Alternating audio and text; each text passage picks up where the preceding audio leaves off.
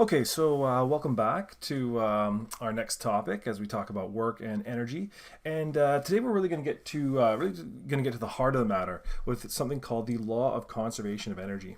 So this is a fundamental law of physics, and you might already have heard of other laws of conservation. For example, the law of conservation of matter or the law of conservation of momentum. And the law of conservation of energy is going to be similar to that, which basically just states that energy cannot be created or destroyed. What this essentially means is that at whatever point the universe sprang into existence, there was a fixed amount of energy in the universe. And so while we can transform energy into different forms, we can turn it into chemical or thermal or potential or any other kind of energy, the total amount of energy in the universe is fixed. You could imagine, as an example, imagine a ball being thrown up in the air. So a ball thrown up in the air travels up to a certain height and comes back down. And so when the ball first gets thrown up in the air, it's going to have a whole bunch of kinetic energy as it goes flying upwards. Eventually, as it reaches the peak of its arc, that kinetic energy is not going to be there anymore because it's going to have been transformed into potential. But that kinetic energy being stored up as potential is soon going to be released and turned back into kinetic energy as it falls back down. And from what we learned about kinematics earlier in the year, we can see that the amount of kinetic energy that we would have left with when we leave the ground will be the same as the kinetic energy we end up coming back down with. So the fact that it didn't have kinetic energy at the top just means that that must have transformed into potential and back again. So we could say as a ball travels upwards, kinetic energy is transformed or converted into potential energy, and then as it falls back down, potential energy is converted back into kinetic. And in a system like this, you can imagine that conversion is perfect. All the kinetic energy turns into potential, and all the potential turns back into kinetic. Another example where this might work would be like a pendulum. So imagine a pendulum being just like a ball and a string. You pull it to the side, and then it swings down through a low point and then back up to the other side. And as this pendulum just swings back and forth and back and forth, again, it's just going to be converting potential energy into kinetic energy, back into potential energy, and so on. Now, as this swings back and forth, you can imagine if you pull this pendulum to the side and let it go, it's going to swing back and forth for a long, long time. This is a good approximation of what we call a closed system. And by closed system, what we mean is energy and matter can't leave. So we might have talked about closed systems in chemistry as well, for example. So if the amount of energy and matter can't leave, then the total energy in the system is constant. This, of course, is not a perfect example of a closed system. You could imagine that if this pendulum would swing back and forth for a very long time, but eventually, with a little bit of air resistance slowing it down, eventually it would slow down and come to a stop. The key to recognize is that this doesn't mean that that energy has disappeared. It just means that it's left the system and it's probably been transformed into maybe thermal energy or something else, and now it's gone. But if in Physics 11, we're going to mostly focus on this idea of closed systems. So we're going to imagine that the energy in a particular system at a particular point in time is held relatively fixed. And then we're going to use conservation of energy to solve problems like that. So when only conservative forces like gravity, for example, act on an object, then we can consider the system to be closed. Okay, so the total energy or the amount of energy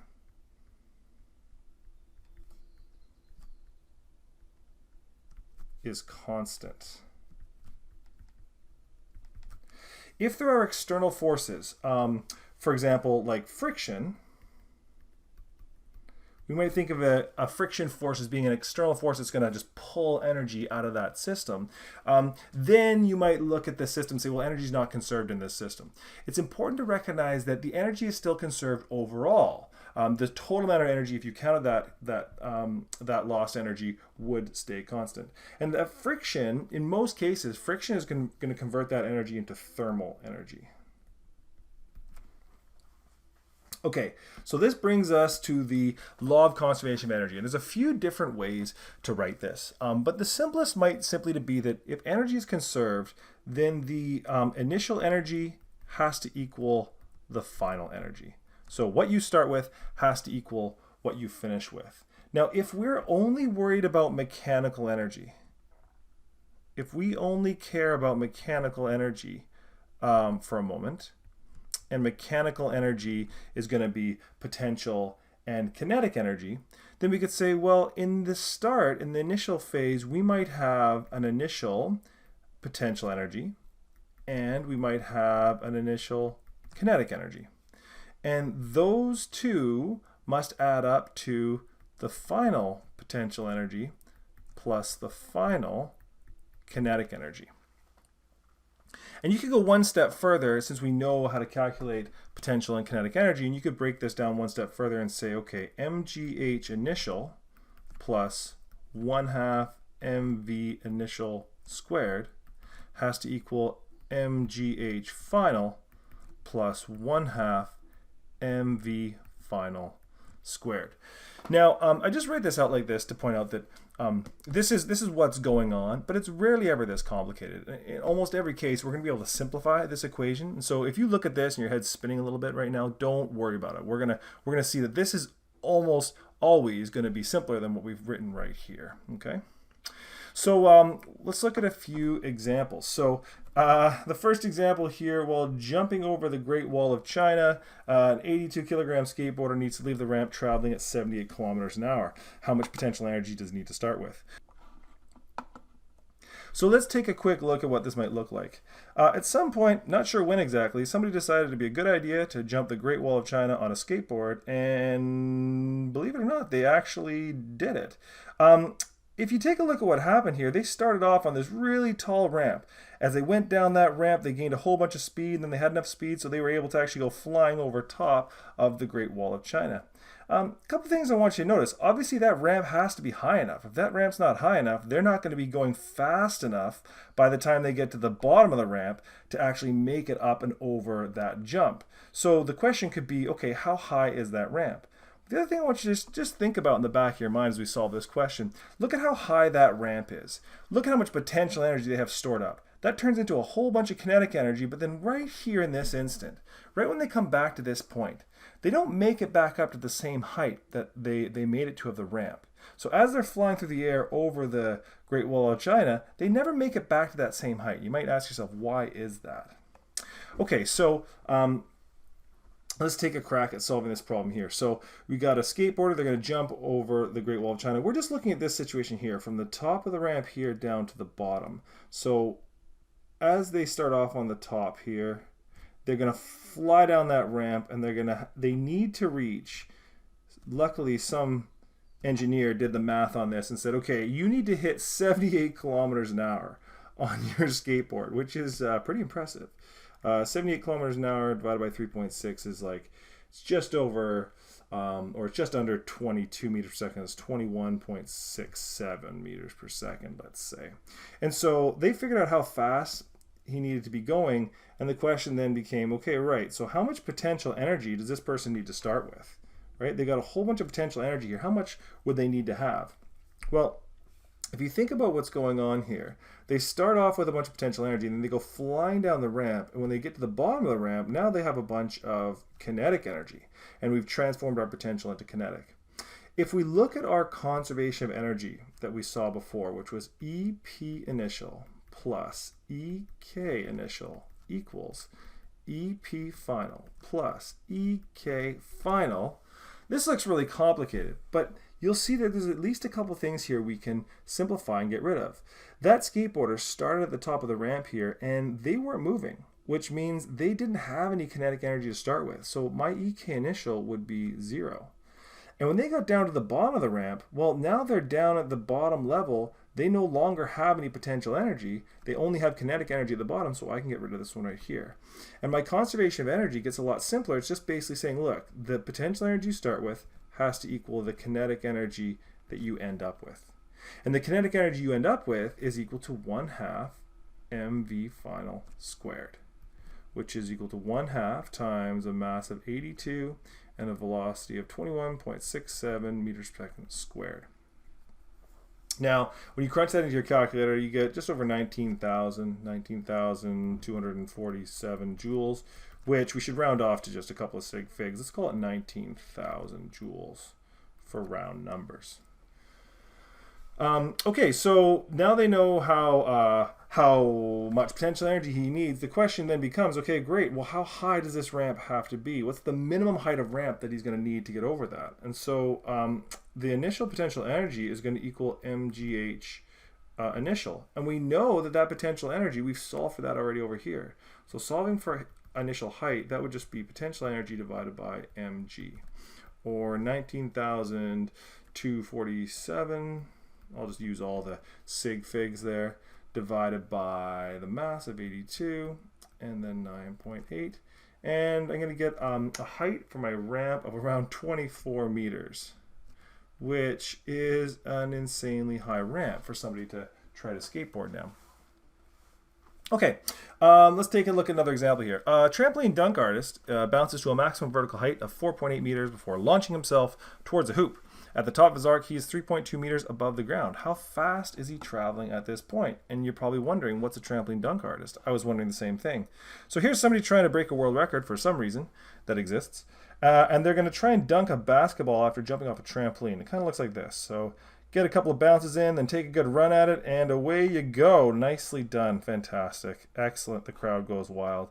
And so as they jump up in the air, you can see they've got a whole bunch of stored potential energy here. They're going to come flying down, hit the trampoline, and that gravitational energy is actually going to get stored as spring energy before they fling themselves forwards, and then eventually they're going to be kind of flying through the air right around here, right? Up at the peak of his arc. Still moving forward, up in the air. How fast are they moving at that point? So let's draw a quick picture just so we have a clear idea what's going on here. So I've got a trampoline. There we go, there's my trampoline. I've got a person jumping in the air, okay, and then they're gonna bounce themselves, so they fling themselves forward, so they're eventually flying through the air here. Don't forget my basketball, of course. Okay, and I know a few things, like for example, I know that we were 4.8 meters high here. And then here we are 3.2 meters. Now this is kind of brings us back to that question I asked you before about the skateboarder. Why was it when the skateboarder went flying through the air at the peak of their jump, why weren't they as high as they were when they started? Same thing here with this basketball dunk person. You can see that they were higher in the air when they were just jumping straight up and down. Why don't they get that high when they go flying forward through the air? And the answer is, well, because they still have some kinetic energy at this point. If they had no kinetic energy, they wouldn't be moving, which means they'd be falling straight down. When they jump forward, not all of their potential energy, not all of their energy gets converted back into potential energy at the peak of their jump. So when I go back to my law of conservation of energy, which says EP initial plus EK initial equals EP final plus EK final, I have some things here that I can simplify. So for example, at the top, when he's jumping up and down, when he reaches that 4.8 meters, when he's jumping straight up and down on the trampoline, right at the very top there, he has no kinetic energy. He is not moving. And so that would be 0. But notice how in the final case here, he is moving, so he has kinetic energy, and he is 3.2 meters off the ground, so he has potential energy. So that's all I can do for that step right there. But I can go ahead and start to solve for my EK final. So I can see that EK final is going to equal EP initial minus EP final. Now when I substitute in all of my equations for potential and kinetic energy, I get 1/2 mv final squared is equal to mgh initial minus mgh final. And something you should notice here at this point is I have a common factor here of mass.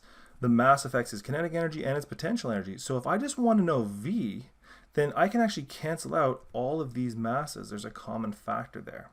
Now, I'm not going to step through all the algebra. I'm going to kind of leave that to you. But when we solve for V final should equal the square root of 2g and then h initial minus h final.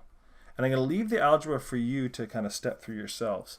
And so plugging in my numbers, the square root of 2 times 9.8 times 4.8 minus 3.6. And, oh, sorry, that should be 3.2. 3.2 ends up with a speed of about 5.6 meters per second. Okay, one last example, and then we're done.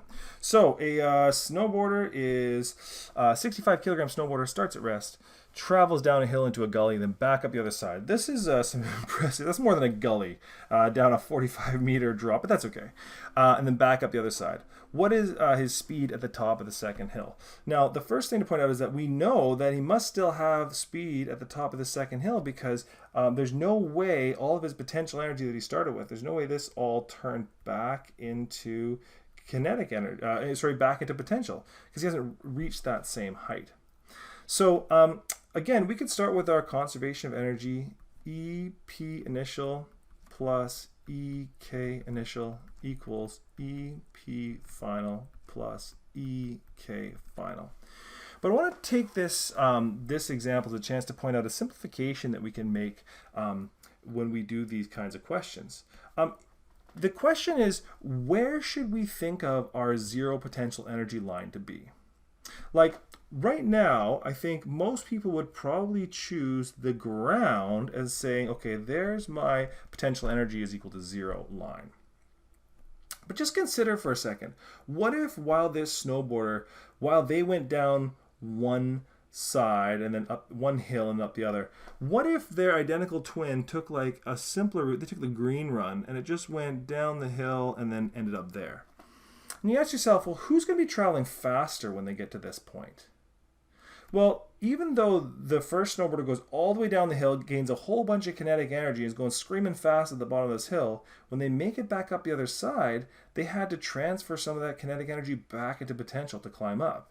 Whereas this second snowboarder just goes down the green run, maybe never gets going as fast. Their top speed isn't as high, but the speed that they reach when they get to that point would be the same because they've dropped the same. They've changed the same amount of potential energy in for kinetic.